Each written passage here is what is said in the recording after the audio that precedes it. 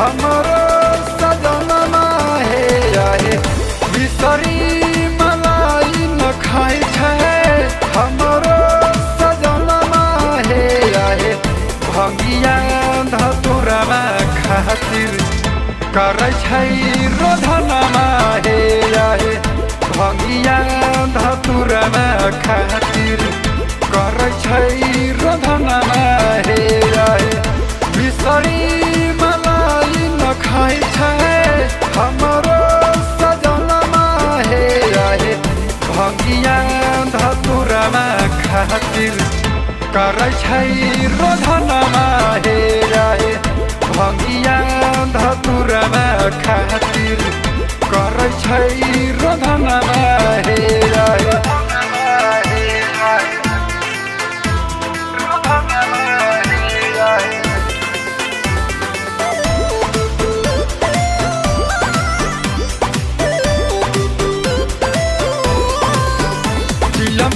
चटा चट लागल भंगिया के लट रोज करै छै घर में लीला हो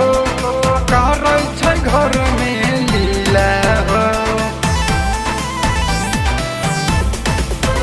चिलम पिघै चटा चट लागल भंगिया के लट रोज करै छै घर में लीला हो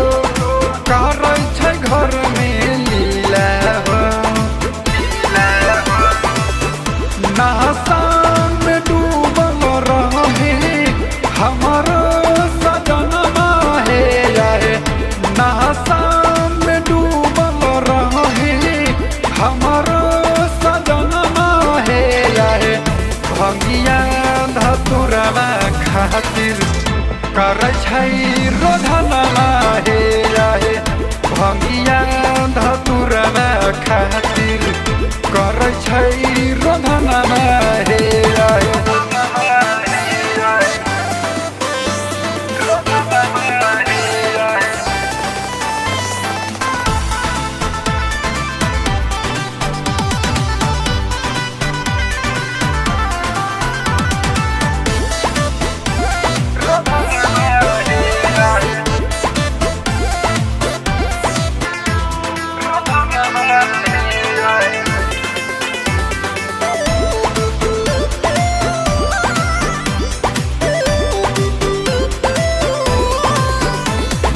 लिखना छै गीत मनु दै छै संगीत तनी सुनिल पकारा दया हो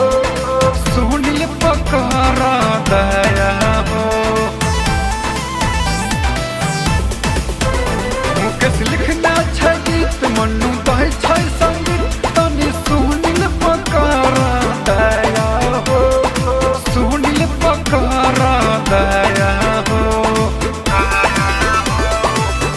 रोज रोज बस बयल तोरे छै बंधनमा हे आए रोज रोज बस बयल तोरे छै बंधनमा हे आए भंगिया